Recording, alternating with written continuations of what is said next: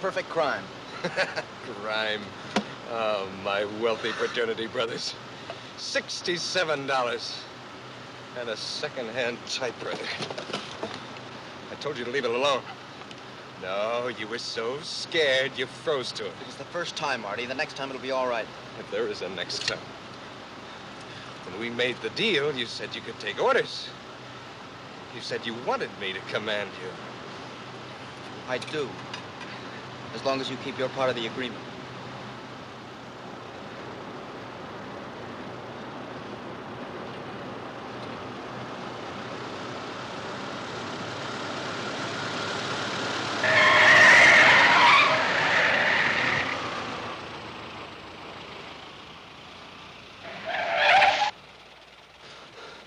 What was the big idea of that? There was a man in the road. You didn't even see him. Yes, I did. Take it easy, Artie. You'll get us stuck. Hey! All right. Come back here. You drive. Come back here. I want to talk to you. You trying to kill somebody? He's drunk. We better get out of here.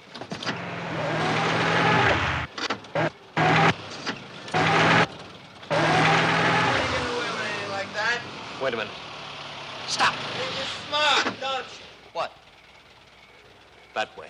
When you come back here, I'll show you who's smart. He's asking for it. Give it to him.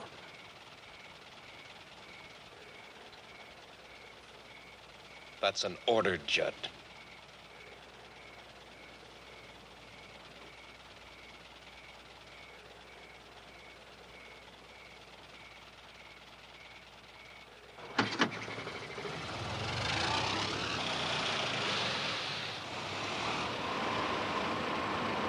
Faster.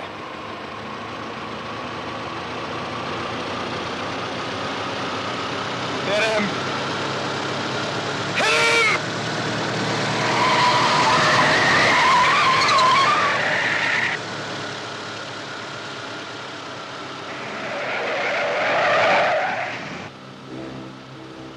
We almost killed him. Drunk. Would have known about it anyway. It would have been murder. Uh-huh. And you know why I tried it, Judsie? Because I damn well felt like it. That's why.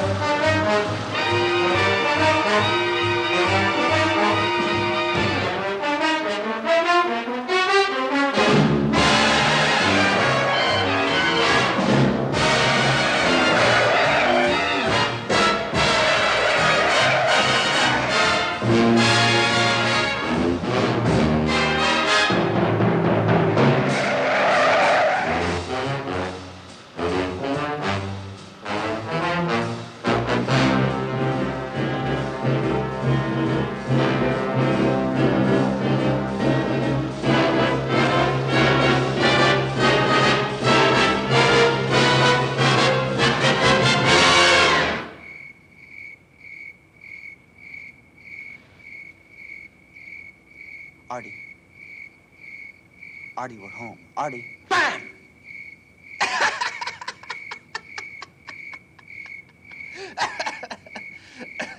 I was just thinking about the fraternity house in the morning.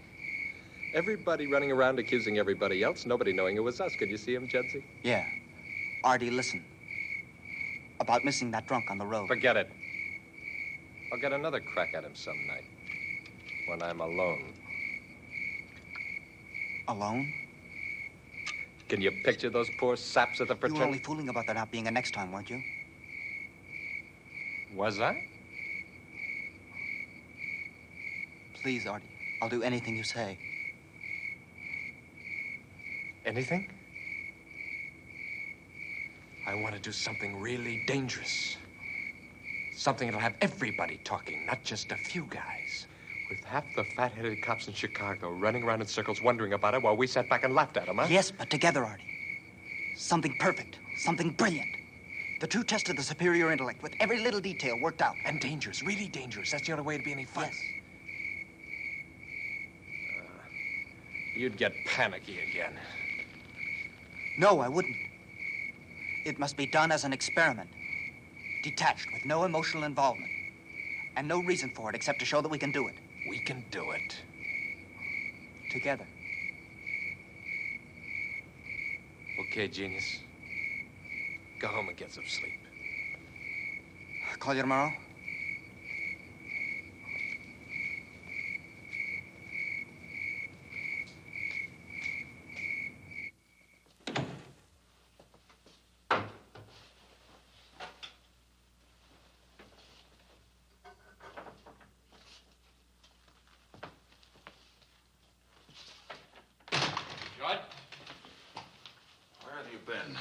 Father was worried about the car. And you, too. And me, too. That's very touching. Apparently his concern for me didn't give him insomnia. Don't be a smart aleck. Where were you? Up to some funny business with Artie again? As if I didn't know. Then why bother to ask? Wait a minute. I want to talk to you. I don't think we have anything in common, Max. And take your hand off my arm. I don't have to answer to you. Or anybody else, eh, kid? Outside of Artie and your birds.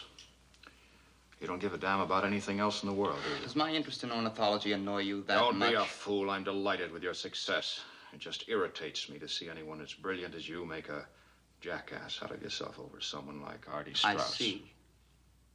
For your information, my dear brother Max, Artie Strauss happens to have one of the most brilliant minds I've ever had. I know occasion all to about encounter. Artie Strauss and his mind. Now, I've no doubt you both have twice the brains that I have. I'd just like to see you use them for once on something besides cheating old ladies at bridge and giggling and scheming in your room all afternoon. Don't you ever go to a baseball game or chase girls or anything? When I was your age, I was always out I'm looking... sure you had some fascinating experiences, Max. But some other time. I don't expect any consideration for myself. But Artie happens to be a gentleman. Something I doubt you'd understand. Oh, I understand, all right. Would you like me to tell you something else about him? I think he's a dirty, evil... You keep your filthy mouth shut! I don't have to listen to your insinuations. Shut up, you wake up the whole house. I don't care. All right, cool down. I know that Artie's your friend, but I'm older than you, and I know what kind of trouble you can get into. I'm worried about you, Judd. Will you listen to me? Judd, listen.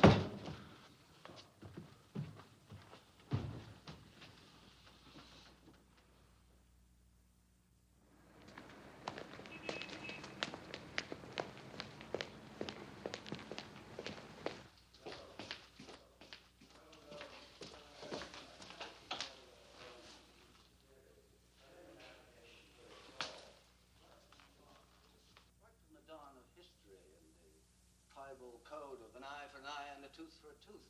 It's always been the basic instinct of man to govern himself. Professor McKinnon, I must agree with Nietzsche. Tribal codes and such do not necessarily apply to the leaders of society. No, Mr. Steiner. I can't see where your friend Nietzsche's theories have any application at all here. Hammurabi, Moses, Solon, Justinian, they were all known as lawgivers. Actually, my question was whether Moses and the others felt that they themselves had to obey those laws. All men are bound by law, Mr. Steiner. And had Nietzsche been a lawyer instead of a German philosopher, he would have known that too. Are you going to tell me that Moses felt himself above the laws that he had laid down for his own people? Oh, I don't know, sir. He had a motley crew on his hands, and he had to get them through the desert somehow. Can you cite an example of any of these men who failed to respect the law or the rights of the individual? Can Nietzsche explain that away, Mr. Steiner? Oh, I think so, sir. If you've read him, sir, you'll remember that he conceives the Superman as being detached from such human emotions as anger and greed and lust and the will to power. and all completely beyond my comprehension, although apparently not yours or Nietzsche's. Perhaps my thinking is outmoded, but I still cling to the theory that if we were all super intellects, we would nevertheless evolve our own code of laws. No, super laws, sir. Well, an alien voice in our midst. And since I haven't heard it before, Mr. Brooks, I am forced to assume that you were not with us earlier in the period. Well, that's just an assumption, sir. It can't be admitted as evidence. Oh, very good, Mr. Brooks. You surprise me.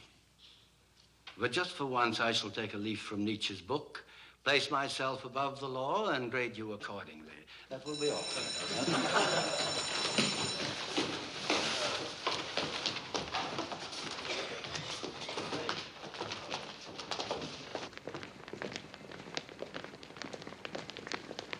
Every time I stick my neck out, he chops my head off. You get away with murder. How come? I don't know. He just doesn't seem to think very fast. He's supposed to be one of the brightest men on the faculty. I suppose he is. About this Nietzsche stuff, do you really think there are super intellects? Yes, as a matter of fact, I do. So then, just Artie? swing into the alley, bam, this torpedo cuts loose with a 38. Past my ear. Oh, come on, Artie. Cut You it think out. I'm kidding? All right, what do you think that is, huh? Well, it looks like a moth hole. Oh, no, Sid. He got that running whiskey in from Canada, just for the fun of it. Yeah, sure. Just for the You don't fun believe of it, huh? All right, I tell you what we'll do. We'll all go down there tomorrow night, the whole bunch of us, okay? The Four Deuces. Judd, you know the place, don't you? We're almost late now, Artie. All right, now, wait a minute. I gotta get this set. Sid, you can ask Benny himself about me. He runs the joint on Rush Street, 26. Looks like a store. Mike, you be there. Sally, You bet. Pete. Sid, you can bring Ruth, can't you? Well, I tell you don't know. what, I'm Sam. supposed to work the late shift at the Globe. So, what time do you get through? Well, No, wait a minute. I tell you what. Just meet us there. I can pick up Ruth or Judd can. Wait a minute. You know Ruthie Evans, don't you, Judd? Hello. I don't believe I've had the pleasure. You do now, so that's all set. Sid, okay? All right, Ruthie? Fine. Perhaps Miss Evans would rather wait for Sid. No, I don't mind. Great. We'll That'll meet be there fine. at 9 o'clock. We'll make it a big celebration. Sharp. Yeah. What are we celebrating? Oh, little business deal we got cooking, huh, Judsie? We'd better get going, Artie. Okay, what are you hanging around for? Bank job, nothing to it. Open it up with a hairpin. Yeah. See you later. That's like talking to a Roman candle. I know. Look, how come you told him you'd go? You know, those boys are millionaires' sons. I haven't got that kind of money to throw around. It was Artie's idea. Let him pay. How many times do I have to say it? When I go someplace, I I like like to pay my own way. Yeah, I well, know. Okay, I'll starve for a week. Don't worry. Mother'll feed you again. Hey, Brooks. Yes, sir. I like it. A good human interest.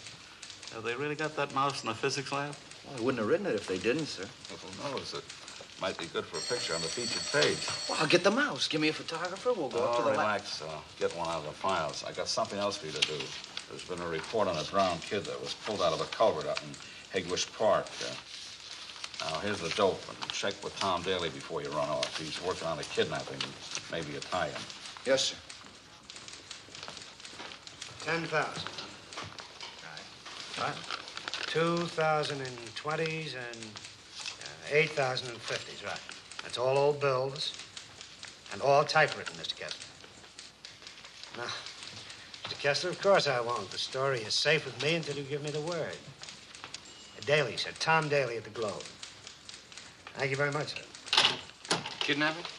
Yeah, a guy's afraid we'll run a story and scare the kidnapper off. Big millionaire out in Hyde Park. Ryan wants me to look at a drowned body. You think there's any connection? I doubt it. Kid probably just wandered off.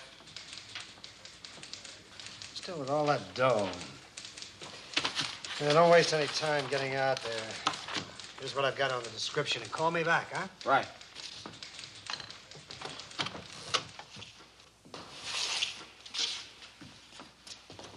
They brought him in around 8 this morning. Drowned, they said. Wait till the coroner sees that report. Why do you say that? This kid wasn't drowned. All them cops wanted to do was dump him on us. Show you something.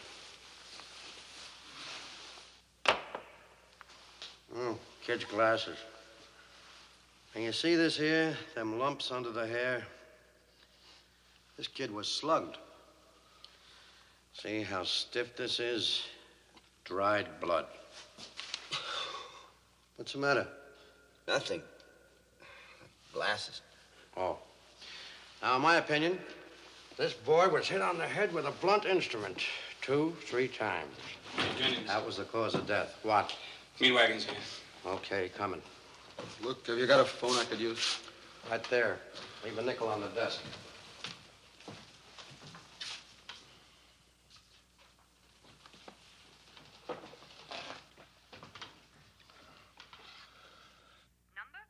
State 1097. Chicago Globe. Tom Daly. Daly. This is Sid. Oh, hello, kid. I'm at the morgue. I think I've got something. The description fits to a T. But this boy didn't drown. He was killed, hit over the head with a blunt instrument. All right, listen. Stay right where you are and don't say anything to anybody. I want to see if I can get somebody from the Kessler family to come over with me and make a positive identification. Yeah, okay.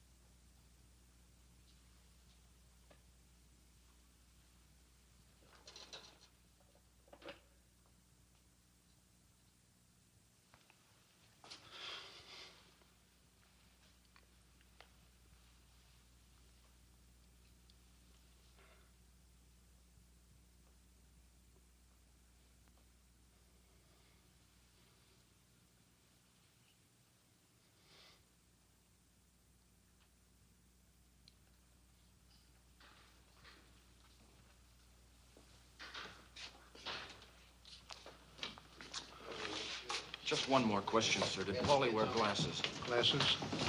No. Mr. Kessler? You're Mr. Kessler, aren't you? I'm Jonas Kessler, boy's uncle. And there's no question it is your nephew, sir? No, there's no question. Just a minute, I think What's that about glasses? Well, they must have been beside the body when they found it. But they weren't the boys. I tried them on him. They didn't fit. Where are they now? I shoved them way down under the sheet. Nobody will notice. Do you think whoever did it could have dropped them there? I don't know, but if nobody notices them for a little while, we got a clean beat for the morning edition, and you got a bonus. Come on. Excuse me, Sorry, can we see the body? Okay, sure.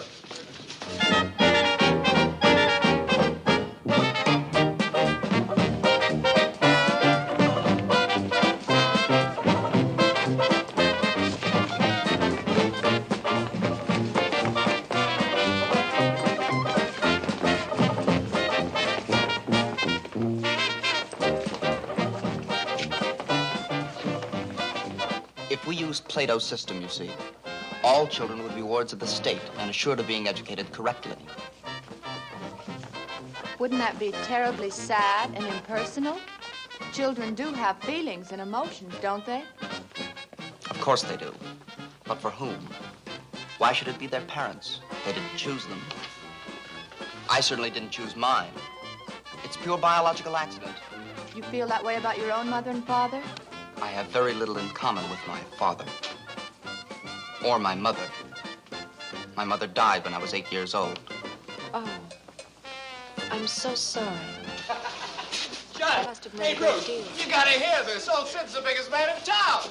Hey, Sally, Sam, take a seat, will you? Hey, come on, just sit down. Hey, how are you, boy? Sit down and have a drink. We gotta celebrate. What are we gonna celebrate? No. Now, to hear him tell it, it sounds like nothing. But you know about the kidnapping, the little Kessler punk? Yeah, you read about it in the newspaper. Didn't you notice that every paper in town had to say it was a Globe reporter who found out the kid had been murdered? So? Yeah. So who do you think it was? Sid! Say it out. He says the hero of the hour. Hey, give me that. Okay, sit up so I can see it. Wait a minute, Sidney first. Okay, that's up for you. Just a little. Okay, everybody, come on. Just sit. Artie, will you sit down? It was just a lucky break. Boy, it sure was. You know, if he hadn't identified the body when he did, the Kesslers would have paid the ransom. How about that? Well, what about the paper? Did they give you a bonus? Yes, but not for that exactly. You mean there's more? Oh, Tell us if there's more. Listen, he didn't tell it all. Oh, sure, just tell us, huh? Well, it'll be in the early morning editions. Just another lucky break. How about the glasses? Glasses? What do you mean? What kind of glasses? Eyeglasses, you know. The police thought they belonged to the boy, but they looked pretty big to me, so when nobody was around, I tried them on the body. Oh, yeah.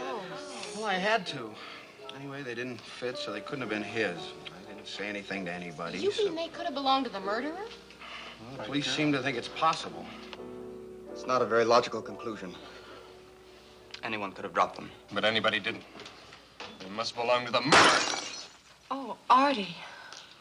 I'm bleeding. What set you off? I don't know. Wow. What'd they put in that drink anyway? Art. No. Just, wash it off. Gotta get some air. He really should have that looked at, Judd. Judd.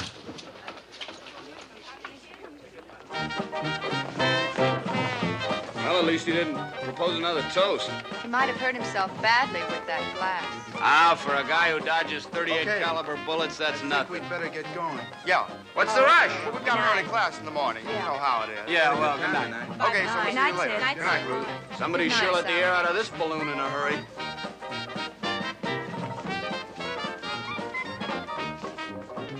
The check. Yeah, the check. $23.80. You wouldn't rush off and forget it, would you? This party was on Artie. Which one was he, Miss the wacky one? There goes the bonus. Thanks, I'll bring you the change.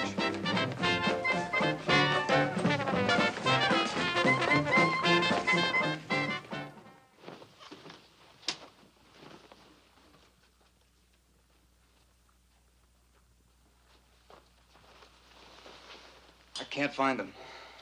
They've got to be here somewhere. I couldn't have left them out there. Of course not.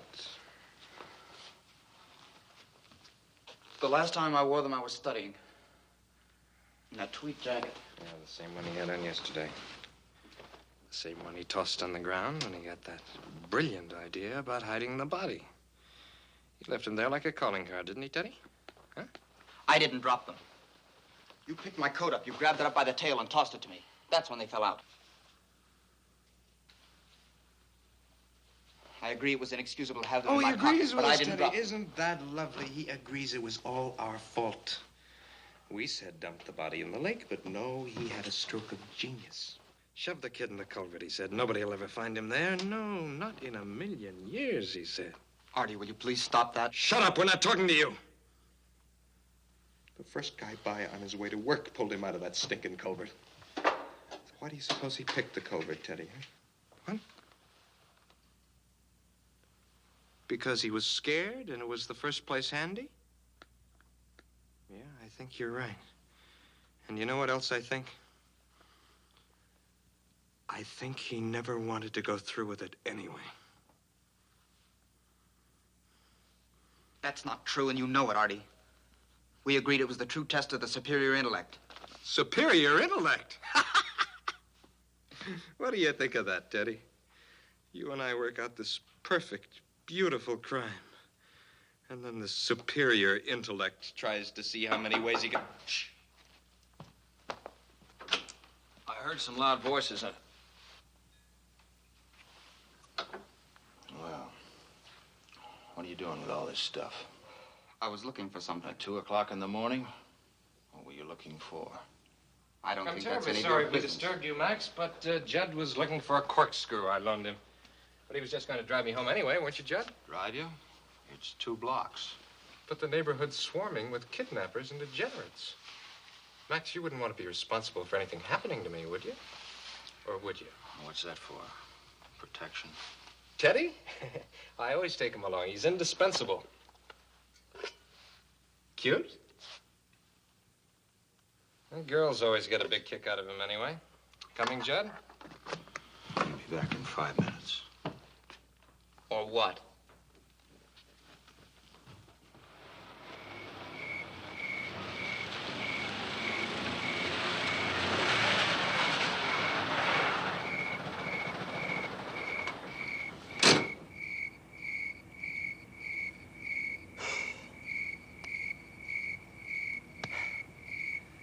I don't know how I could have been so stupid.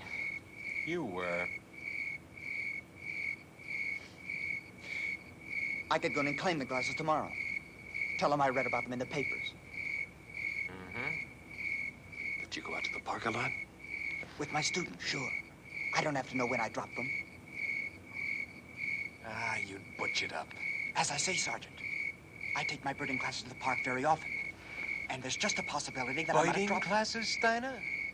Hey, what are you, some kind of nut or something? I happen to be an ornithologist, Sergeant, with special permission from the Department of Parks to take my classes on field trips. Oh, I see. And, that's how you figure you lost the glasses, huh? It's possible. That, wouldn't have been, Wednesday afternoon, about Wednesday? 6 o'clock, No, would it? I remember it particularly, because it was just about that time that a friend of mine and I picked up a couple of girls on Lakeshore Drive. They said their names were May and Edna, but I... Betty and Edna, you No, idiot. Artie. We agreed on May and Edna. I know we did. And we picked them up on Lakeshore Drive, right by the aquarium. So what difference does it make? So pat, nobody will believe it. When you start remembering details like that, they know it's an alibi. But it's all we've got. Suppose they pick me up and question me. You promised you'd stick by it. You swore you would. All right, I'll stick to it. For a week. 1 week and not a minute longer. After that, I'll make up my own alibi. Stop worrying. It's not that easy to trace an ordinary pair of glasses. But suppose they do. And suppose it is more than a week. So what? They're not my glasses.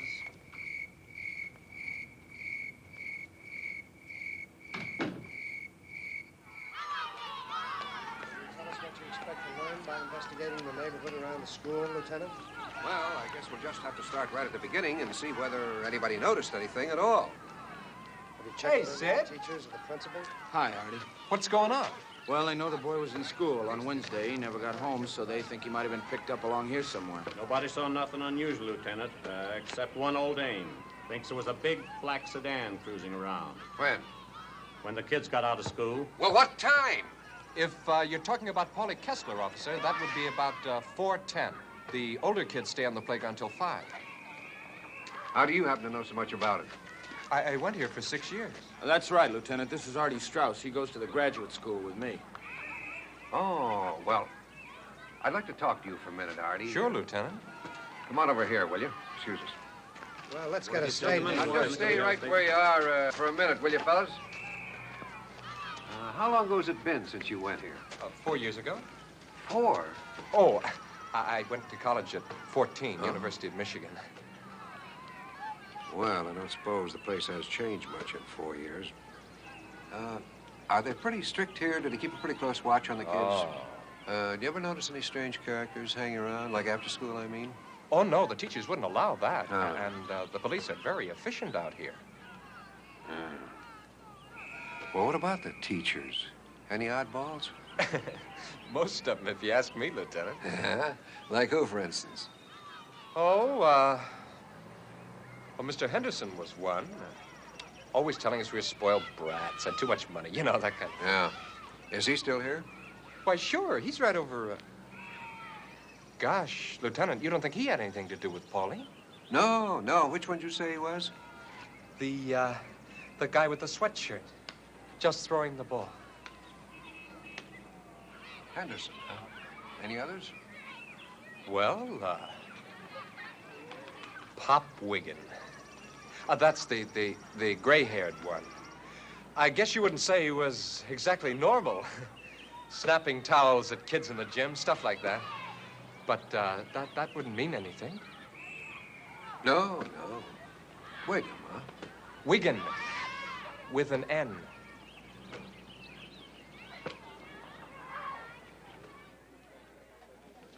It's the place where I discovered the Kirtland warbler.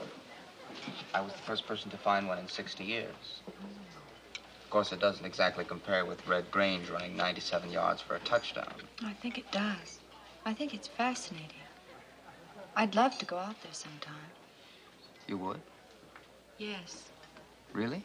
Yes, I would. I'm going out Thursday afternoon. If you'd like to come. I know how interested you are, but an inquest is strictly official business. Look, why don't you talk to your friend, Lieutenant Johnson? Maybe he'll get you in. Great, I never thought of it. Hi, Ruthie. I'll see if I can find him. I'm busy.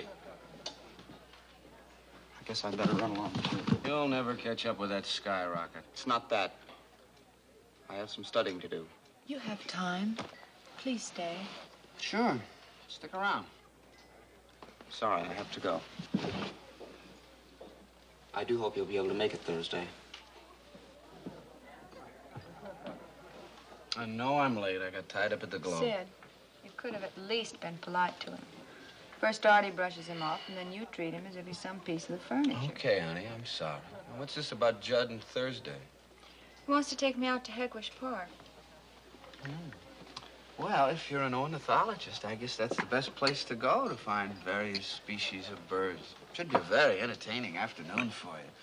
Watching Judd and all the other strange birds. Stop it, Sid. Judd isn't as strange as you're making him out to be. And I really don't think he's that different from any other boy. Yeah, I guess he isn't. But what?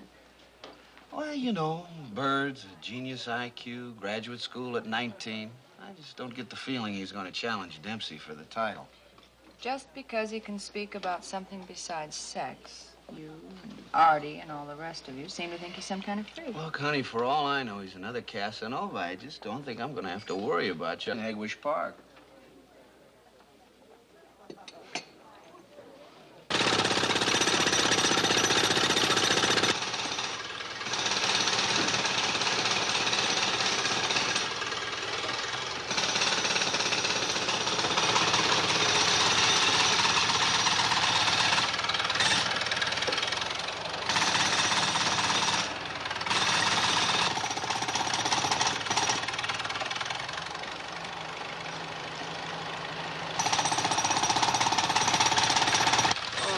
Break it up here. Come on, keep these folks up on the sidewalk, will you, officer? Come on, let's break it up here. Come on, up there, please. You too, Miss. Oh, hello, Artie.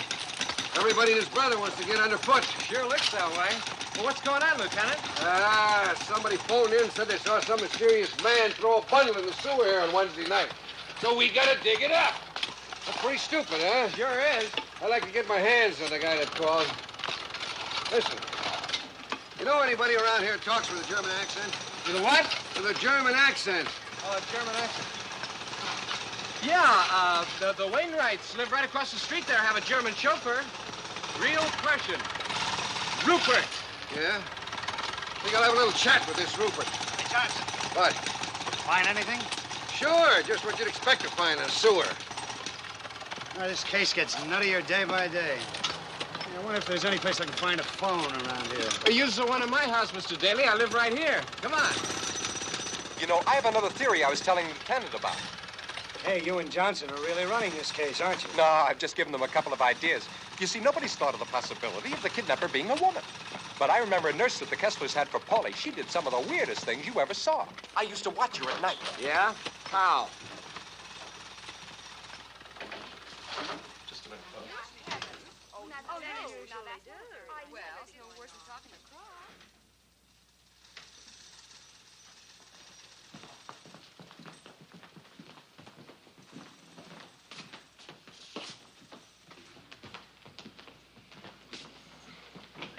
Bunch of old biddies playing cards.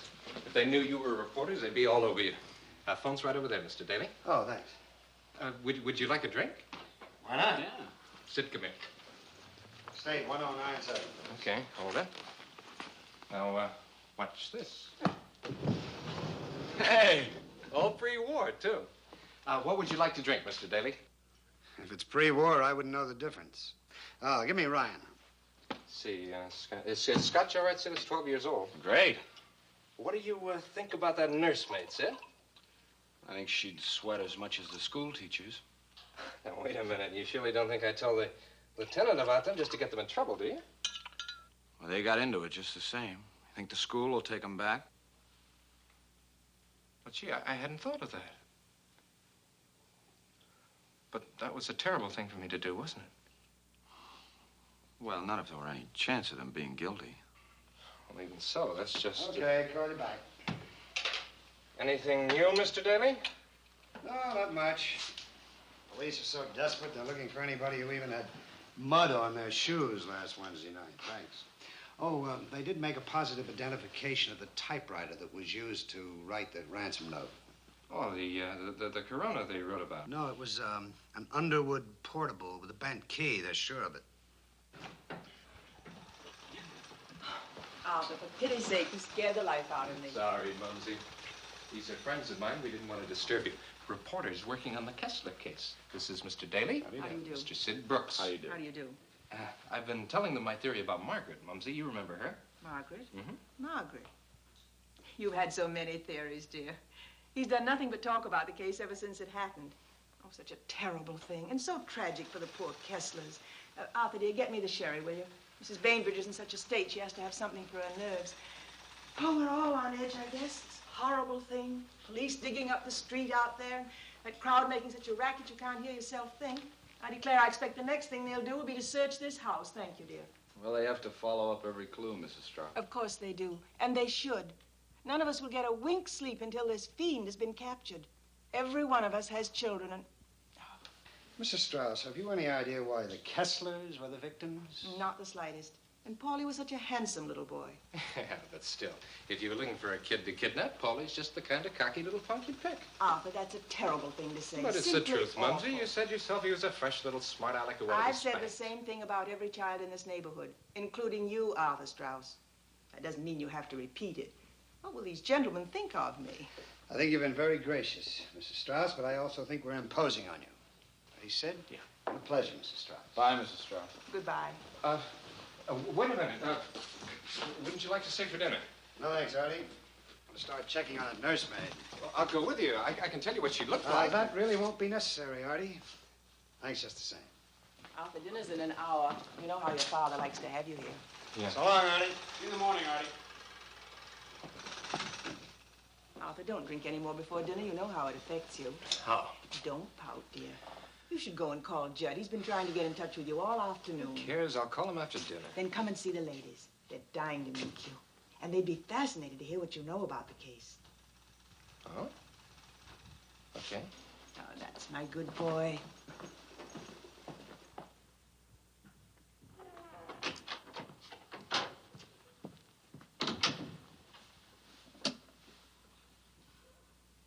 Central 1099. Where'd you get that typewriter, Steiner?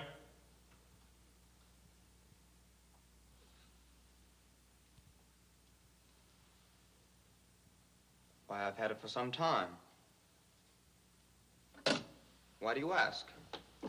Not bad, Judson. Artie. Not bad at all. I was just trying to get you damn fool. Me? I don't keep an Underwood portable with a bent key. Didn't I tell you to get rid of that thing? Now they've made a positive identification of it. Suppose they suddenly decide to search all the houses in the neighborhood, huh? If you think it's that important, I'll get rid of It is? I'll find a place for it. And leave another pair of glasses? I've seen enough of your hiding places. This time I'll do it myself. Tomorrow afternoon, maybe. We could drive out by the, stock units. Not tomorrow afternoon. Oh, you got another date? You ditching me for some girl?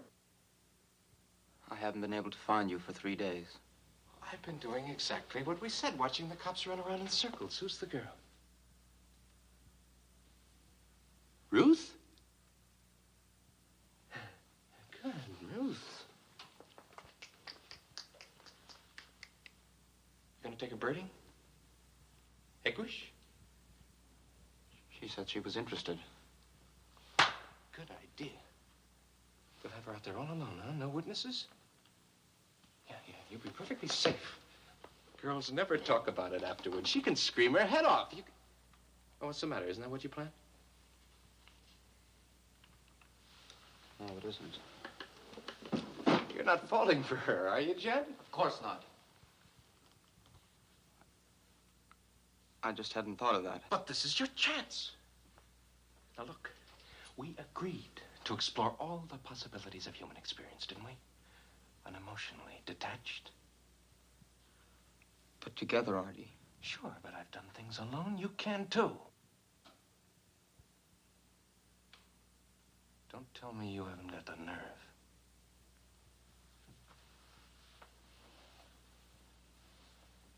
It's perfect.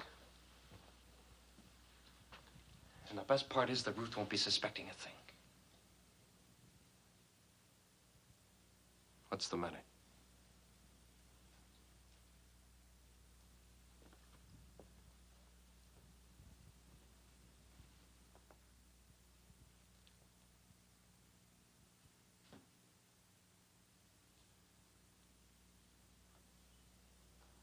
You want me to order you to, Judd?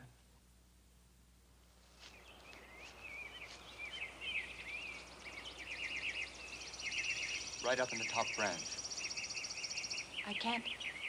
Oh, wait, I saw something move. That's it. Here. Yes, there. Oh, it's beautiful.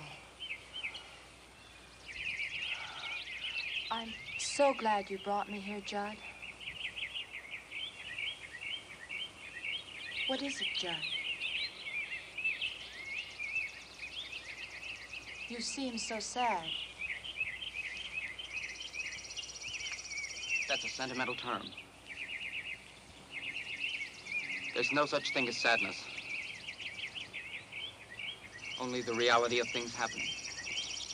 You don't really believe that, Judd. Over there, for instance. That's where they found the body of the Kessler boy. Is that sad? Yes, it is. Terribly sad.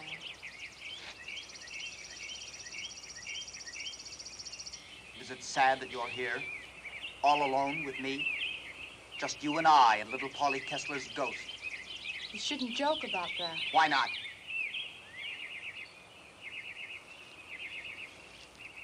What's one life, more or less? There were 9 million people killed in the war. What does one little Chicago boy matter? Judd, you're not that cruel.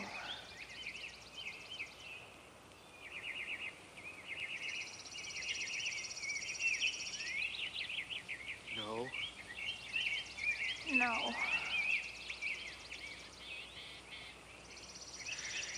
Murder's nothing. It's just a simple experience. Murder and rape. Do you know what beauty there is in evil? Is there? Yes. You tried to frighten me, Judd. If you were to move now, why don't you run? Is that what you want me to do? Yes. Do you have to attack me, Judd? I don't have to do anything. If I attack you, it's because I choose. No! Ah!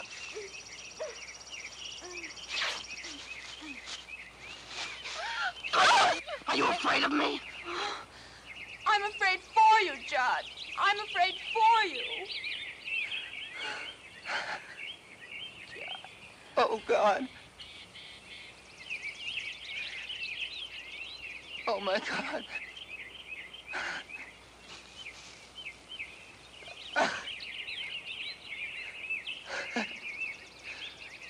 I'm so ashamed. Artie?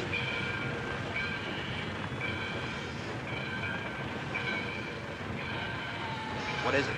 A Judascope. Didn't you ever see one? No, what does it do? Watch and you'll find out.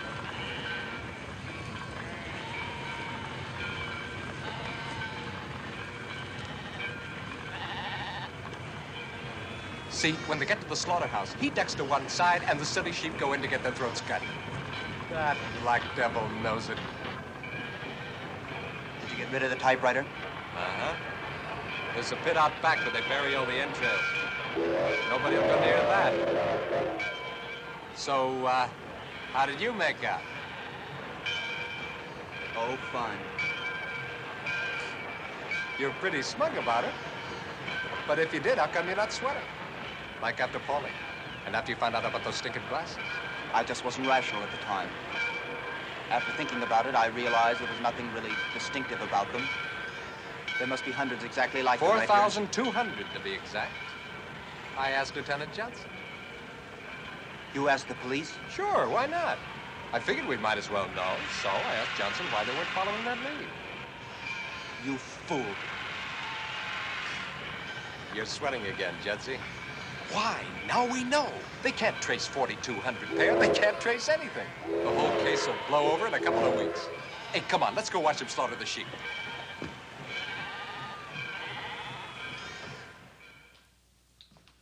I looked all through my bedroom, gentlemen. I just don't understand it. I'm positive I had them last night. Have you seen those glasses of mine, Emma? The ones with the black rims on my desk, perhaps? I just cleaned your room this morning, Mr. Judd. They weren't there then. I don't think I could have lost them. They wouldn't be someplace else around the house. Well, I only use them for studying. What do you think? Boss is pretty definite about it. It's the state's attorney. He gave us orders. Mr. Horn, I'm a great admirer of his. I'm a law student, you know. He wanted to talk personally to anybody on the list who didn't have their glasses. I see. Then I expect you want to take me down to the Hall of Justice with you now. Not exactly. The Pennington Hotel. Mr. Horn's taking a suite there. Just to protect anyone he talks to. You know what the reporters would do with something like this? Of course. Very considerate. Shall we?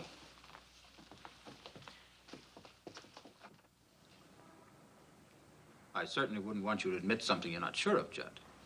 But it is possible you could have dropped these out there. Yes, it is possible. If they actually were mine, sir. As I say, I very often carry them in the breast pocket of my jacket. This jacket, as a matter of fact. When I take my classes to Hegvich.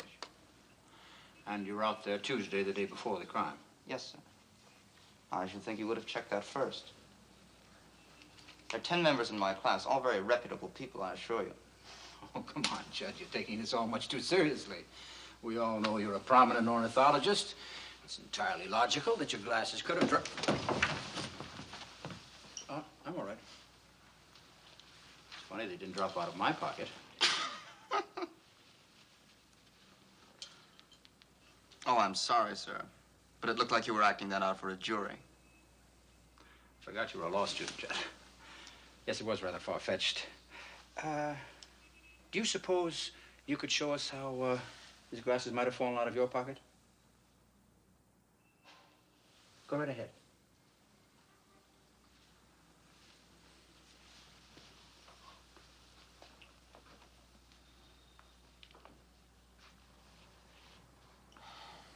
Of course, the terrain is considerably different out there. Of course. I suppose I could have tripped over a root or something. Like this.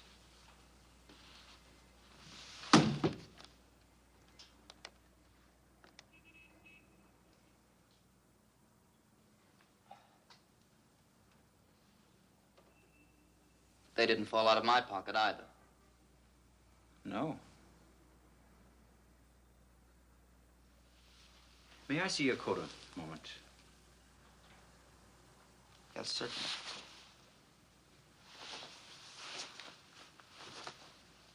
Could you have taken it off because of the heat or something you wanted to do and then picked it up later?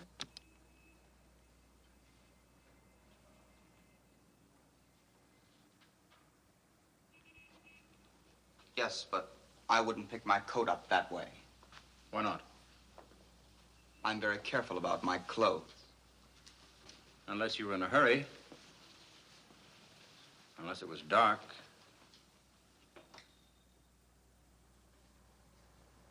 Well, this is all purely academic if they're not really my glasses, isn't it, sir?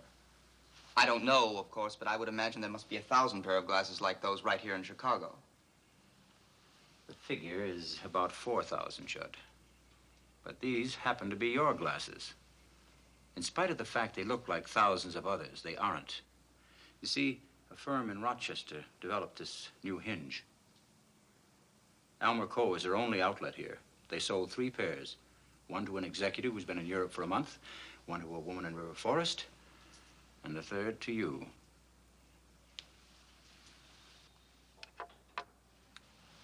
Interesting? Now, how would you like to tell us about Wednesday afternoon?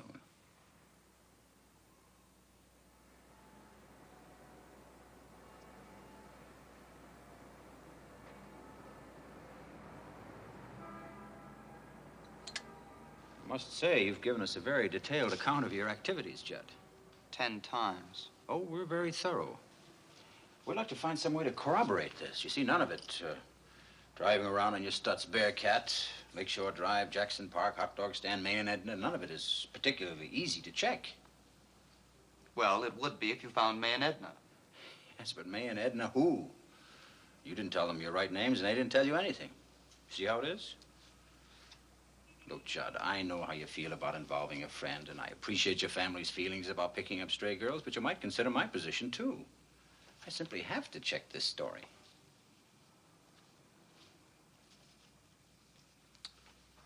Look, Judd, I give you my word. I'll never say anything to either of your families if you tell me your friend's name. Then we can wash this all up and have you home in time for dinner.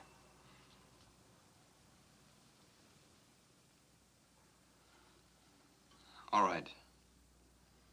I doubt that he'll ever speak to me again. But his name is Artie Strauss. Artie Strauss? And the university also. You know him? He's the kid that's been helping me all along. Very interesting. If you pick him up and bring him in, he may be able to help us some more. Yes, sir. Right through here. Straight ahead. Come on. Open up. Hurry up. Come on, hurry up.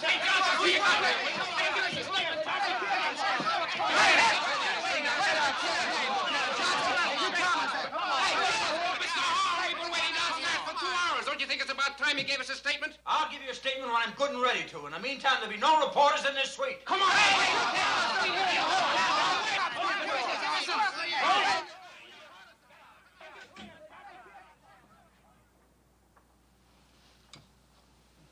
That's better.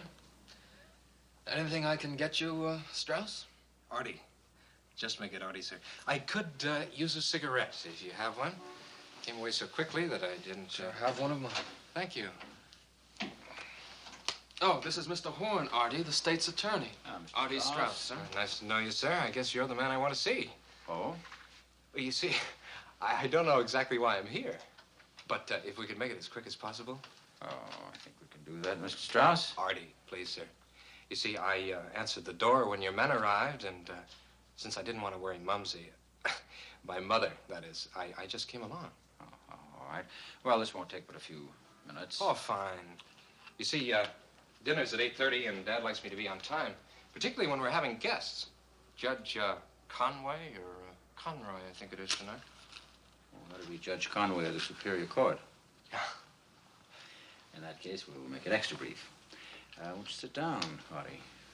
Well, I'd prefer to stand if you don't mind, sir. The nervous type. But, please. Thank you. Well, I'll come right to the point, Artie. We're interested in a description of your movements in the afternoon and evening of Wednesday, the 17th. Last Wednesday. That's over a week ago, isn't it? Yes. Yeah, this is Thursday. Well, you see, it's pretty hard to remember that far back. That's what your friend Judd said. He did? But he managed to recall a few things. Oh, well, did he say I was with him? That's hardly the point, is it, Artie? We're interested in finding out what you recall. Of course. Stupid of me, isn't it? You see, it's just that I know we were together part of the day. When was that? Well, Wednesday's a school day, and we have 2 of the same classes.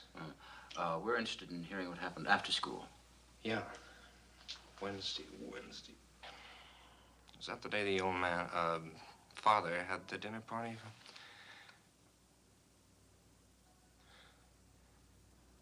Wednesday was the night the little Kessler boy was kidnapped. Is that why you want to know? Then I better get it right. Wednesday. It may help if you recall being with Judd any afternoon and evening last week. Well, I know we went to the Edgewater Beach Monday. That was a party. And the Four Deuces Friday. No, Thursday. But Wednesday. I don't believe so. Oh, yeah. I remember. I went to the movies. Alone. And that's all you remember about Wednesday night? Just dropping into a movie alone. No friends, no girls? That's it, sir. I wish I could tell you something more helpful. Yeah? The commissioner just phoned. He wanted me to tell you that Judge Conway called him. For the family, sir.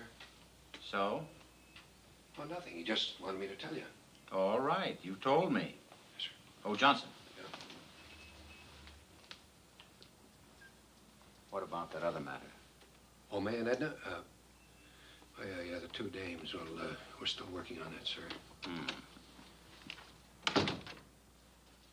Did he say something about two girls named May and Edna? Oh, I don't know if that's their names. Two girls we interviewed as secretaries. That's not true, Mr. Horn. Judd's broken his word of honor to me. He promised he'd never tell it to anybody. Why, Artie? Well, because that's where we were Wednesday night. Out with a couple of chippies we picked up on Lakeshore Drive. He knows what'll happen if my family finds out. Well, what else did he tell you that we... Artie, have you been lying? Don't you know this is a murder case?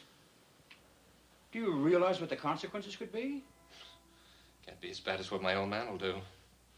He'll skin me alive if he finds out I was out with a couple of tramps.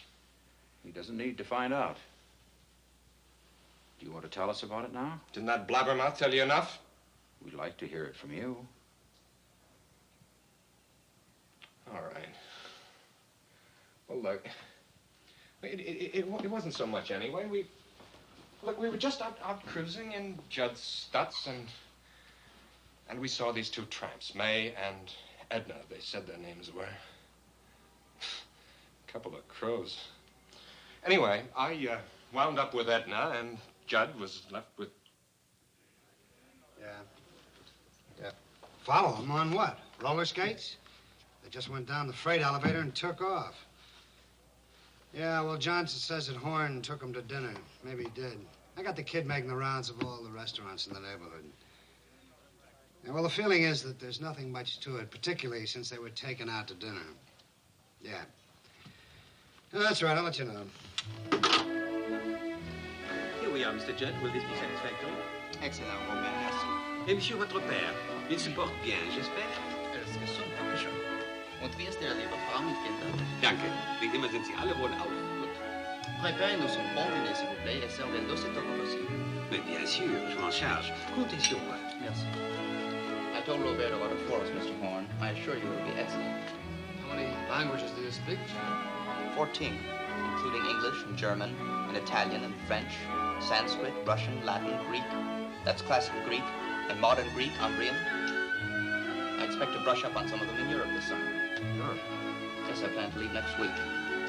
Europe, Stutz Bearcat, the best restaurants. You fellows really have a hard life, don't you? By the way, that Stutz is a two-seater, isn't it? I thought you'd be wise to that one, Mr. Horn. You see, in a two-seater, a girl has to sit in your lap. Oh, Rosie. You boys really had us worried there for a while, especially you, Artie. I'm sorry, sir, but I didn't think Judd was going to back out of our agreement. If you'll excuse me, I think I'll wash up. I'll join you. Might as well go, too. Mr. Horn, it looks as if you're still not quite certain. Oh, don't be silly. Sit down, Davis.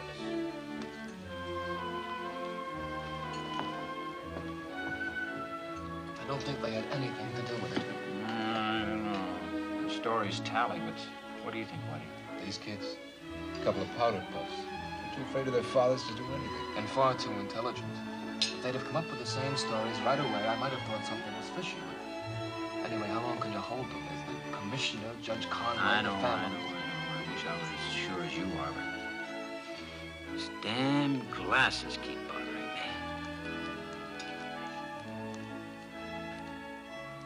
Here they come. Hey, hey, wait, where are you coming?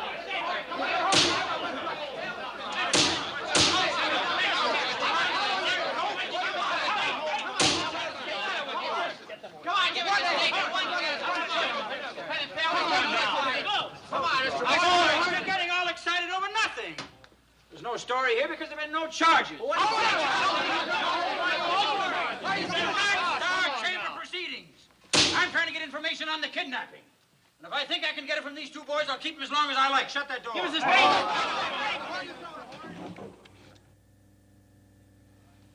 You know, they're right, Chief. We can't hold them much longer without a charge. I'm surprised the families haven't sent a lawyer down here before this to try... All right, I'll release them.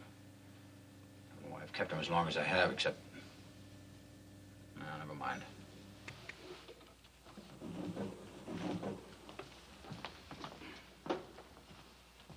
Who's this? He's the Steiner chauffeur. Albert, sir. Mr. Steiner sent me. I brought pajamas and a few toilet articles for Mr. Judd in case you kept him overnight. That's subtle. Well, Mr. Judd won't need them. You can stay here and drive him home. I knew all along the boys couldn't have done it. How? Well, I mean, they couldn't have been anywhere near Headwish Park unless they walked. Mr. Judd Stutz was in the garage all afternoon. The Stutz Bearcat? Wednesday? Yes, sir. I know, because Wednesday is my afternoon off. I stayed home to change the brake linings. You're sure it was Wednesday? Yes, sir, I'm sure. Well, of course you're sure. Thank you very much, Albert. I wish we'd known this before. Thank you.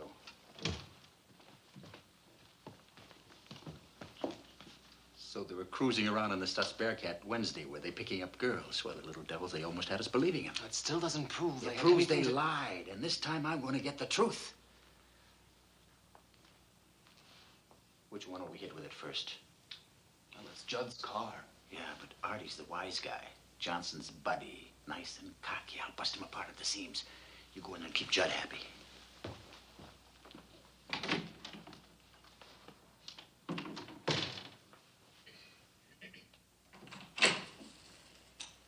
Well, Artie, how do you feel after your dinner? A little sleepy. Oh, really? Well, it's the shank of the evening.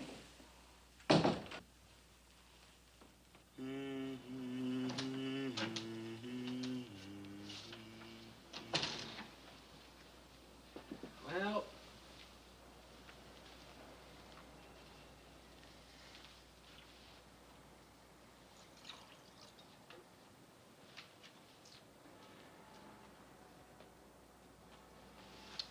It's all over, Steiner. Your partner's confessed everything. Oh, come now, Mr. Horn. Isn't this the sort of thing they do in detective stories? You can hardly expect me to be taken in by that, even if there was something to confess. Yes, I guess it was rather stupid of me at that. You might also have taken into consideration that aside from the fact that he's my best friend, Artie is far too intelligent to... To be trapped by us poor specimens? I suppose so. But Artie was such a good friend of a young man who helped him write a ransom note on a stolen typewriter and who rented a black sedan from the Collins Drive Yourself agency on May 16th that I thought it might joggle your memory. Do you take me for an idiot? Let's see, what did he say about that car? Oh, yes. I drove it. Judd Steiner was sitting in the back seat with Paulie Kessler. I don't know how it happened, but Paulie started to struggle. Judd told him to be quiet, and then he hit him. He hit him very hard. Oh, that weakling. That child. That inferior weakling. Where is he? Hold it! If he said that, he's lying. It's a cheap, cowardly lie. Mr. Strauss didn't drive the car, I did. And I didn't kill Polly, Mr. Strauss did. He's lying. He's lying. There's only one man for this case. He's the best lawyer in the country, and he's here in Chicago. That atheist, I won't have him. He's a skeptic who makes a mockery of religion. And the best trial lawyer in the country. A charlatan, a lying, drunken jury swayer. But a winner. And he's fought capital punishment all his life.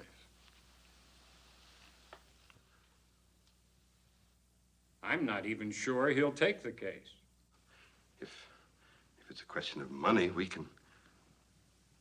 But the fee must be a consideration. I've known him 30 years. It never has been. Will you let me get him on the phone and see if I can persuade him? No. Judd is my son. No matter what he's done, it's my duty to speak for him.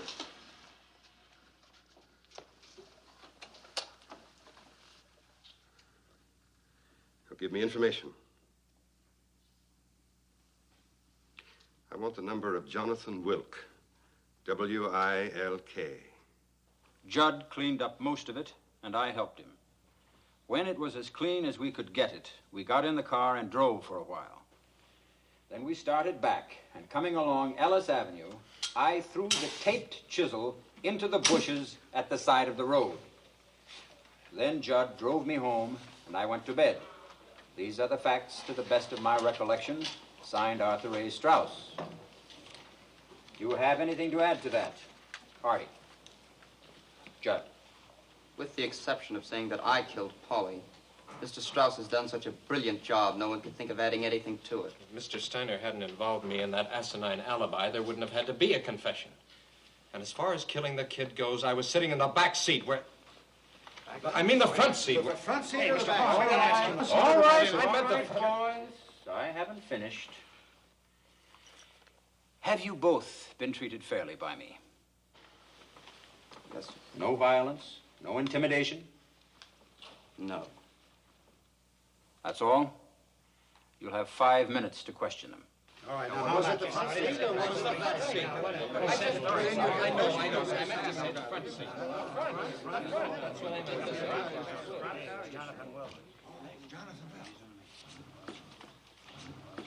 Well, Jonathan. Harold. I suppose I should have realized you'd appear sooner or later. Would have been sooner if I hadn't gone first to city jail, which is where I normally expect to find my clients. I question them here in an effort to avoid publicity. Avoid publicity? Well, They had no congratulations. counsel at the time. Well, I they've got had a no- counsel now, one with a writ for immediate delivery to city jail. I was about to do that before you came in. Take him down in the freight elevator and out through the back alley. Oh, wait a minute. You've had him for 12 hours. Please spare me 12 seconds. You were Artie? Yes. Judd? Yes, sir. Your folks have retained me as counsel for the defense. I've always admired you tremendously, Mr. You Wilk. can prove it, both of you, by saying absolutely nothing to anybody until I instruct you to the contrary.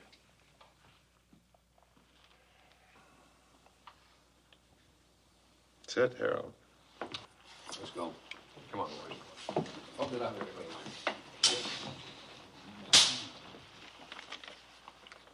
It's a little late to silence them now, isn't it?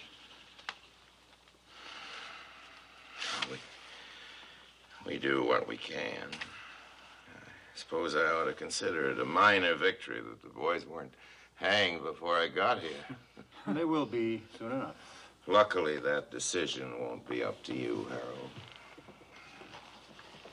Oh, you may as well know, before you decide on a plea, Dr. Ball and Dr. Stauffer have been observing them. Observing? In their opinion, the boys are completely sane. Might be more interesting to hear their conclusions. The doctors would observe each other. Mr. Wilson. Sid.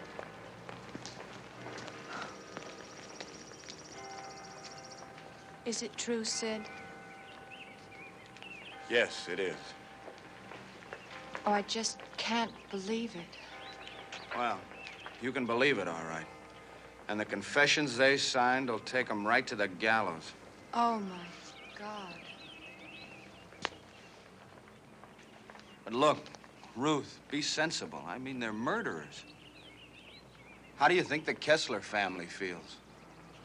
I know how they must feel, Sid. But I can't help feeling sorry for Judd and for Artie. Sorry for them, Ruth. They plotted a cold-blooded killing and went through with it like an experiment in chemistry. Sid, Judd isn't like that.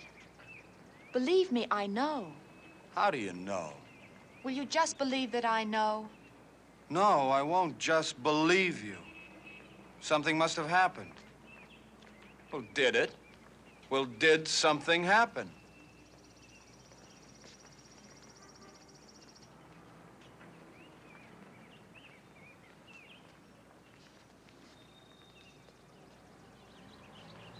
He tried to attack me.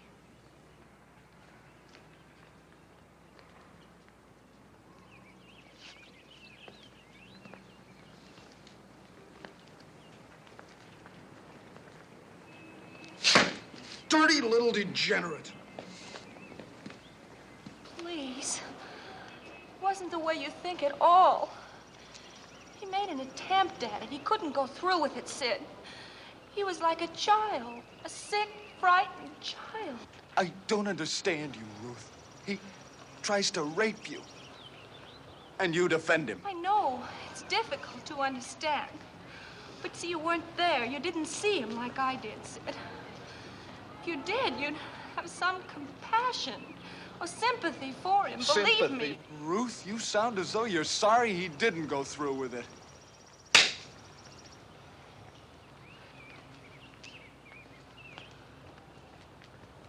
I hope they hang him. I hope he hangs till the rope rots.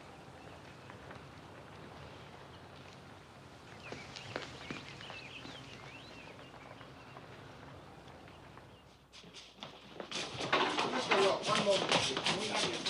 Okay, pardon. At the formal arraignment before Chief Justice Rewrite. Matthewson... Said he pleaded him not guilty. That's right, not guilty. The Chief Justice set the trial date for 4 weeks from today. Wilk wanted more time, but Pulley's coming in now. I'll call you back. You mean you're actually going to conduct a psychiatric study on them? With the best men in the profession. Why, Mr. Wilk? To determine the facts. Have they got the facts? And haven't the state psychiatrists already pronounced them sane? Indeed they have. The state psychiatrists have pronounced them completely sane. Yes, after searching and exhaustive study, isn't that right, Harold? 10 minutes in a crowded hotel room. Oh, we're up against some brilliant minds in this case, so we don't have a minute to lose. If you'll excuse me, gentlemen. Definitely will be based on insanity, won't it? Well, now, we'd be pretty stupid, wouldn't we, to divulge our tactics to the prosecution. The defense will be based on the results of the study. Plus, we'd be glad to join forces with Mr. Horn's psychiatrist. No? It's too bad, Harold. Might have been a real contribution to criminology. That's the way you feel about it. Good day, gentlemen. Mr. Horn, why do you object to joining forces? Might very interesting. Joint study of what? Two evil minds that don't deserve to live a day longer? Do you really think these boys don't know the difference between right and wrong? That's the legal definition of insanity in the state, and no team of psychiatrists is going to change it.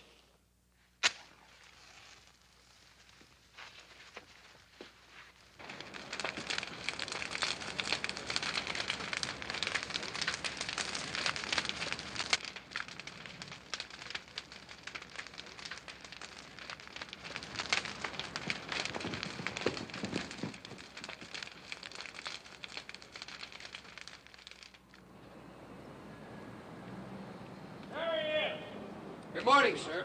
We're posting a couple of men here tonight, just in case the Cluxers decide... I'd prefer you didn't, Lieutenant. Well, they may come back again, sir. We ought to worry our heads over the kind of folks whose reaction to an emotional situation is to pull a sheet over their head.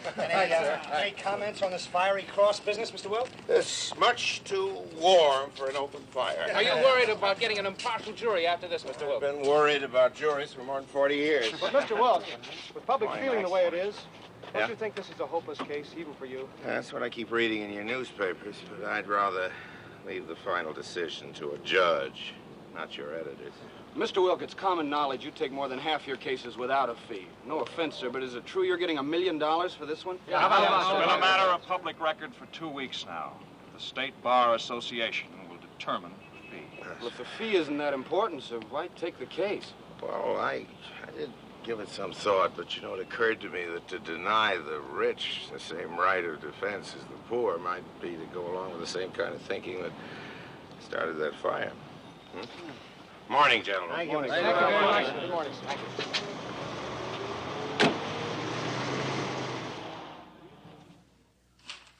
Dr. Binet's scale doesn't run high enough to rate Judd's IQ. Can you imagine that? And yet on several others, both he and Artie showed no more emotional maturity than 7-year-olds. It's amazing, isn't it? Well, I find lacking any conclusions. Yes, well, we had several days' discussion about that, and most of us agree that Judd is paranoid and Artie's schizophrenic. But not enough to be declared medically insane? Well, that's a very indefinite term, Mr. Wilk. We prefer not to use it. It's very definite in a court of law. Of course. And that's why we prefer you to draw your own conclusion. Thanks, Doc. Based on your legal knowledge, of course. Of course. And I have to add that none of us is in complete agreement. Oh, well, that's going to be very helpful.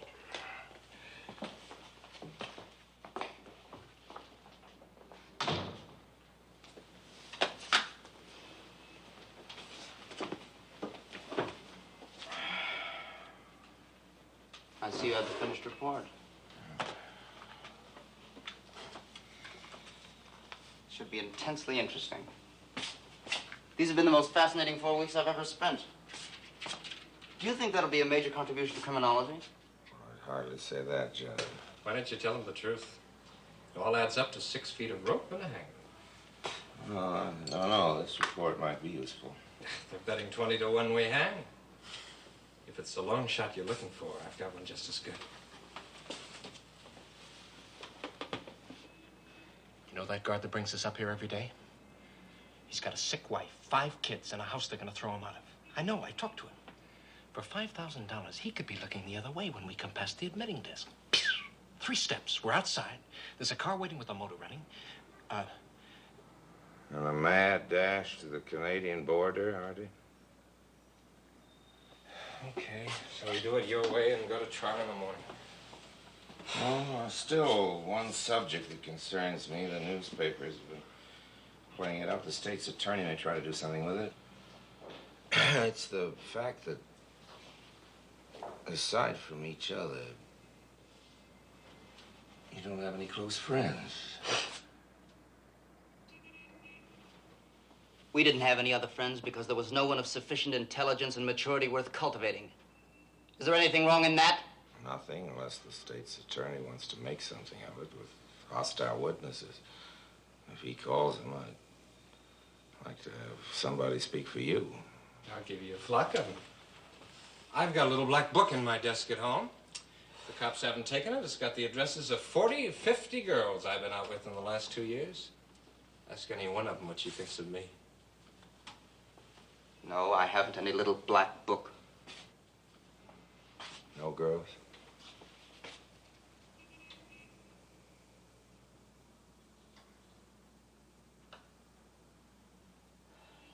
Yes, there is one I've been out with lately. I don't know what she'd say. You want to give me your name?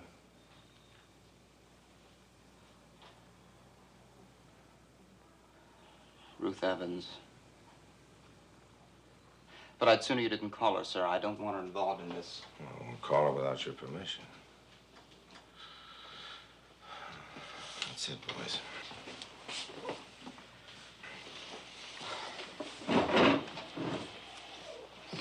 Mr. Will, can I ask you one thing?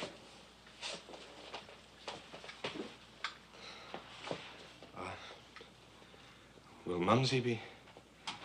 my mother be there? And Dad?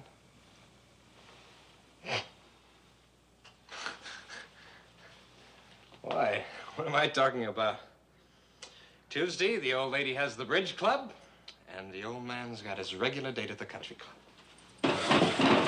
They'd be suckers to sit in a crummy courtroom in this weather.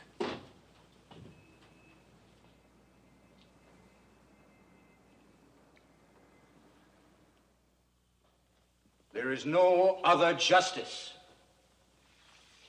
There is no other verdict. There is no other penalty. Because never before in the history of this city has such a vile, cold, brutal, inexcusable, premeditated murder been committed. Gentlemen of the jury, my office, representing the outraged citizens of Cook County, dedicates itself to presenting the evidence in this case in such a manner that the perpetrators of this crime shall be convicted and hanged as swiftly as possible.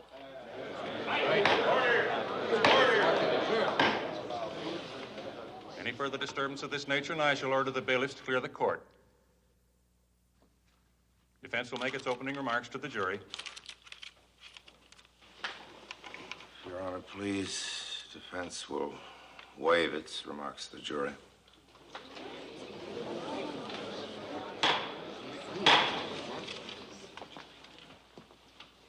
The court will approve the intent at this time to change the plea to guilty. What? We're changing the plea to guilty with mitigating circumstances. It took 6 days to impanel that jury. Don't worry, I'll have that jury back at the mitigating circumstances even sound like insanity. State's attorney will approach the bench, please.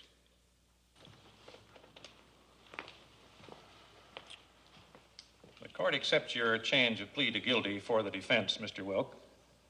Before I dismiss the jury, may I see both of you gentlemen in chambers? Be a short recess.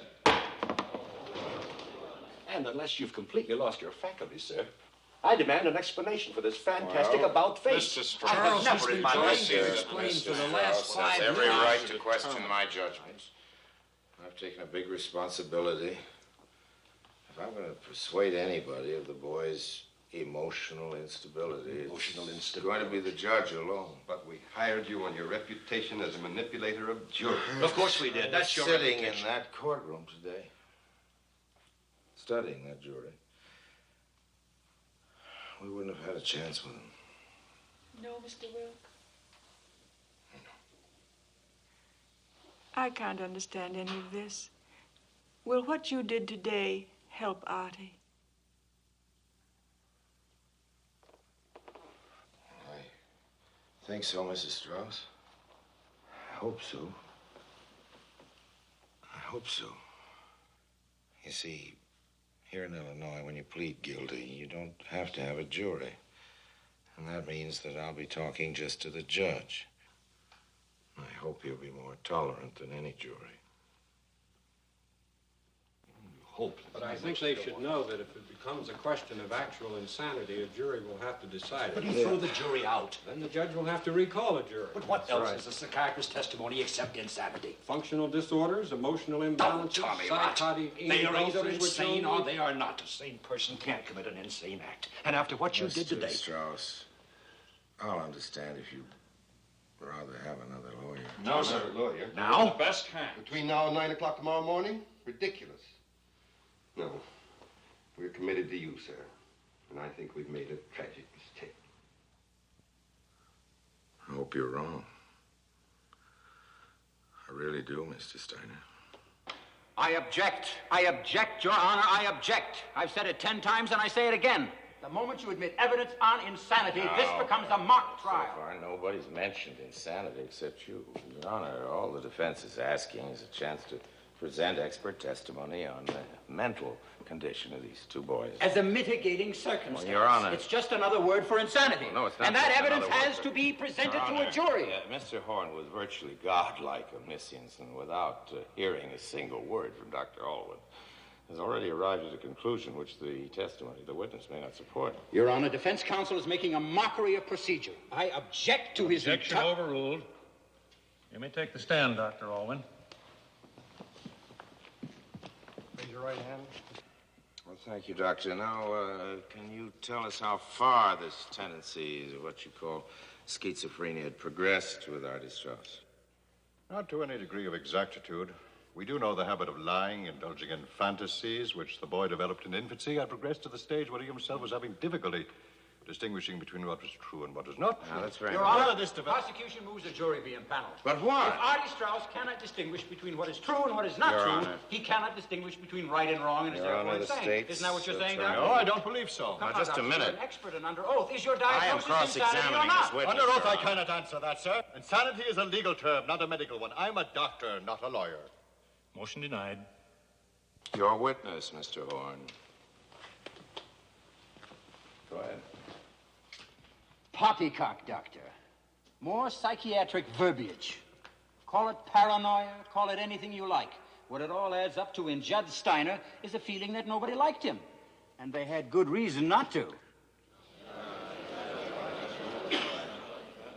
Paranoia encompasses a very positive feeling of being right, and a strong neurotic suspicion of being persecuted because of those feelings.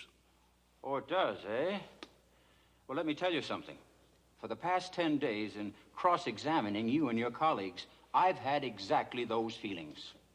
I know I'm right, and I have a distinct feeling of being persecuted by the defense. Do you think I should be committed? Your Honor, I submit that if the subject to be debated here is Mr. Horn's sanity, for once I agree with him, only a jury could determine that.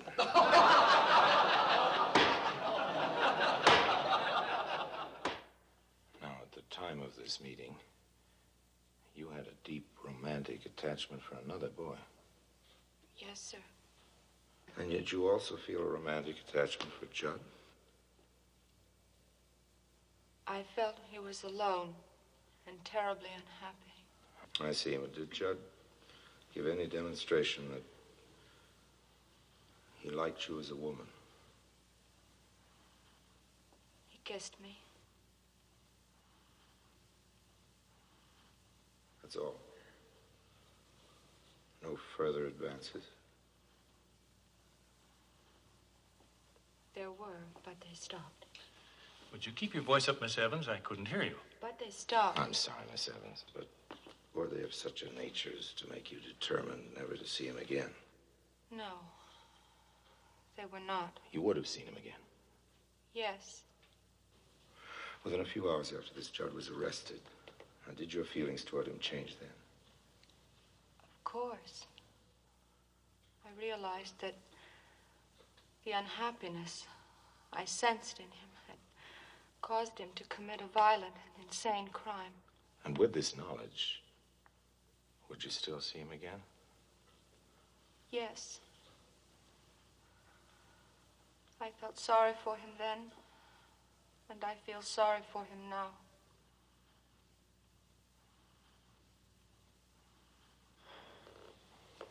No further question.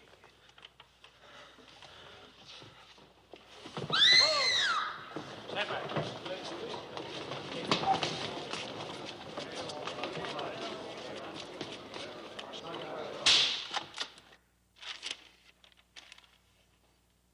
This crime is the most fiendish, cold-blooded, inexcusable case the world has ever known. That's what Mr. Horn has told this court. Your Honor, I've been practicing law a good deal longer than I ought to have. Anyhow, for 45, 46 years. During all that time, I've never tried a case where the state's attorney did not say it was the most cold-blooded, inexcusable case ever. Certainly there was no excuse for the killing of little Paulie Kessler. There was also no reason for it. It wasn't for spite or for hate or for money. The great misfortune of this case is money. If Your Honor shall doom these boys to die, it'll be because their parents are rich. I hope I don't need to mention that I'll fight as hard for the poor as for the rich. If I'd come into this court alone, with two ordinary, obscure defendants who'd done what these boys have done, and hadn't been all this weirdness and notoriety and this sensational publicity, I'd said, Your Honor, I'm willing to enter a plea of guilty and let you sentence him to life imprisonment. Do you suppose the state's attorneys would raise their voices in protest? Well, there's never been a case in Chicago where in a plea of guilty, a boy under 21 has been sentenced to death. Not one. Yet for some reason, in the case of these immature boys of diseased minds, as plain as day, they say you can only get justice by shedding their last drop of blood. Isn't a lifetime behind prison bars enough for this mad act? And must this great public be regaled with the hanging? For the last 3 weeks, I've heard nothing but the cry of blood in this room. I've heard nothing from the offices of the state's attorney but ugly hatred. For God's sake, are we crazy?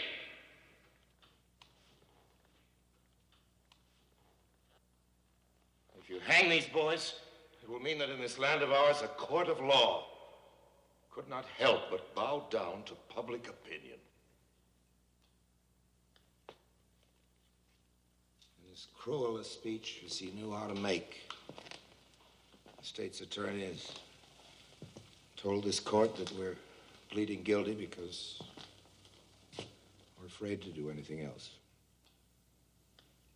Your Honor, that's true.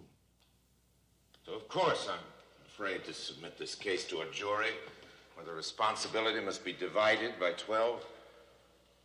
No, Your Honor. If these boys must hang, you must do it. It must be your own deliberate, cool, premeditated act. The state's attorney has laughed at me for talking about children's fantasies, but what does he know about childhood? What do I know? Is there any one of us who hasn't been guilty of some kind of delinquency in his youth? How many men are there here today, lawyers and congressmen, judges, and even state's attorneys, who haven't been guilty of some kind of wild act in youth? And if the consequences didn't amount to much and we didn't get caught, that was our good luck. But this was something different. This was the mad act of 2 sick children who belong in a psychopathic hospital. Do I need to argue it? Is there any man with a decent regard for human life and the slightest bit of heart that doesn't understand it? We're told it was a cold-blooded killing because they planned and schemed. Yes, but here are officers of the state who for months have planned and schemed and contrived to take these boys' lives. Talk about scheming. Your Honor, I've become obsessed with this deep feeling of hate and anger. I've been fighting it, battling with it till it's fairly driven me mad. What about this matter of crime and punishment anyway? Through the centuries, our laws have been modified. Till now, men look back with horror at the hangings and killings of the past. It's been proven that as the penalties are less barbarous, the crimes are less frequent. Do I need to argue with Your Honor that cruelty only breeds cruelty? That every religious leader who's held up as an example has taught us that if there's any way to kill evil, it's not by killing men. And if there's any way of destroying hatred and all that goes with it, it's not through evil and hatred and cruelty. It's through charity, love, understanding. This is a Christian community, so-called. Is there any doubt that these boys would be safe in the hands of the founder of the Christian religion? I think anyone who knows me knows how sorry I am for little Paulie Kessler. And knows that I'm not saying it simply to talk. Artie and Judd enticed him into a car, and when he struggled, they hit him over the head and killed him. They did that. They poured acid on him to destroy his identity and put the naked body in a ditch. And if killing these boys would bring him back to life, I'd say, let them go. And I think their parents would say so, too. Neither they nor I would want them released. They must be isolated from society. I'm asking this court to shut them into a prison for life. Any cry for more goes back to the hyena. It roots back to the beasts of the jungle. It's no part of man.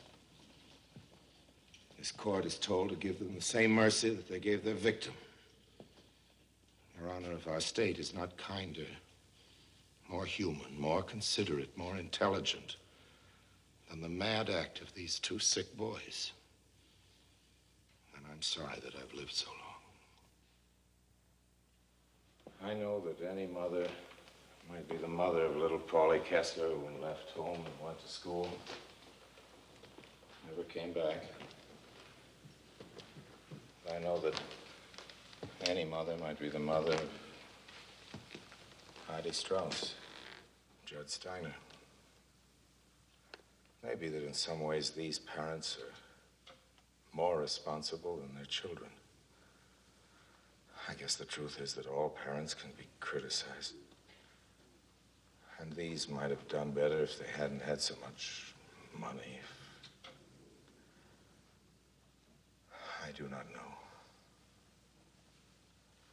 The state's attorney has pictured the putting of the poor little dead body in the ditch. But, Your Honor, I can only think now of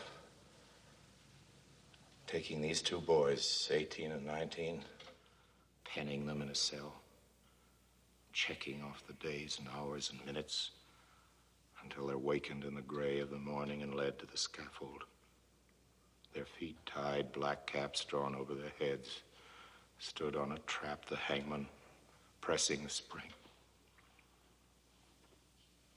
I can see them fall through space. I can see them stopped by the rope around their necks. It would be done, of course, in the name of justice.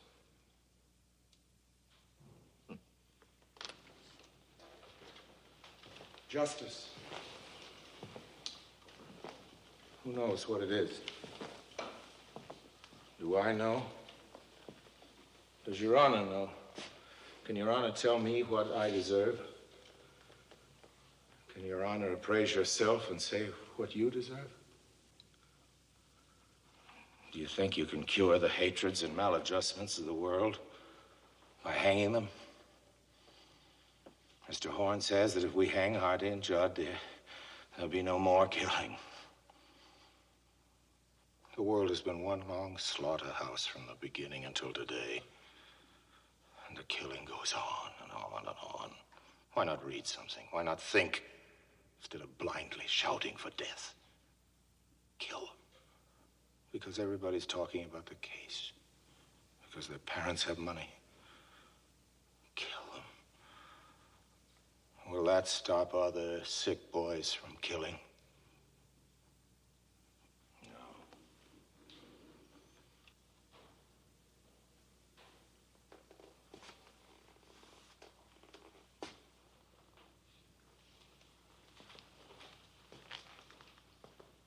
It's taken the world a long, long time to get to even where it is today. Your Honor, if you hang these boys, you turn back to the past. I'm pleading for the future. Not merely for these boys, but for all boys, for all the young. I'm pleading not for these two lives, but for life itself. For a time when we can learn to overcome hatred with love. When we can learn that all life is worth saving. And that mercy is the highest attribute of men. Yes, I'm pleading for the future. In this court of law, I'm pleading for love.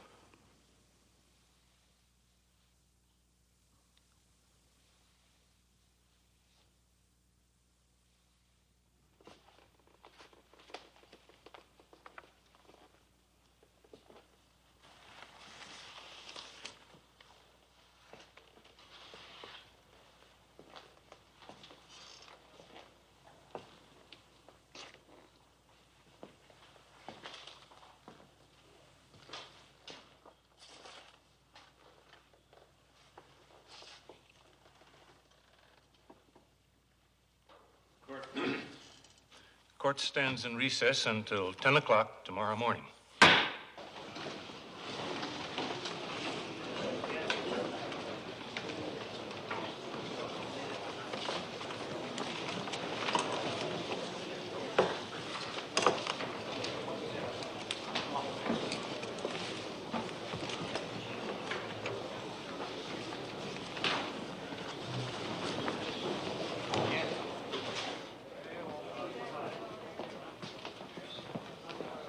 Ruth.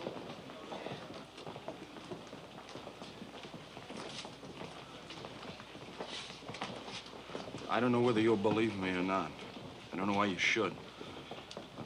After listening to Will, I'm glad you went on the stand. It took a lot of courage. Just wanted to tell you. Sid.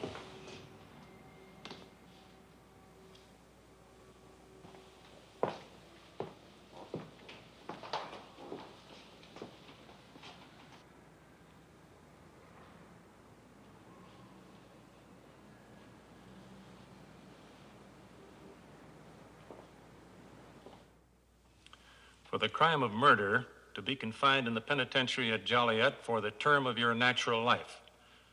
For the crime of kidnapping for ransom, to be confined in the penitentiary at Joliet for 99 years. The sentences to run consecutively. Court is adjourned.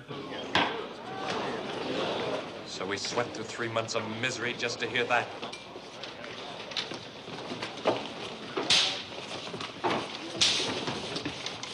I wish they'd hung us right off the bat. Is that your only reaction, Artie? No remorse, no feeling of... Remorse? I wasn't expecting you to fall down on your knees and thank God for deliverance. God. That sounds rather strange coming from you, Mr. Will. A lifetime of doubt and questioning doesn't necessarily mean I've reached any final conclusions. Well, I have. And God has nothing to do with it. You sure, Judd? In those years to come, you might find yourself asking if it wasn't the hand of God dropped those glasses. And if he didn't, who did?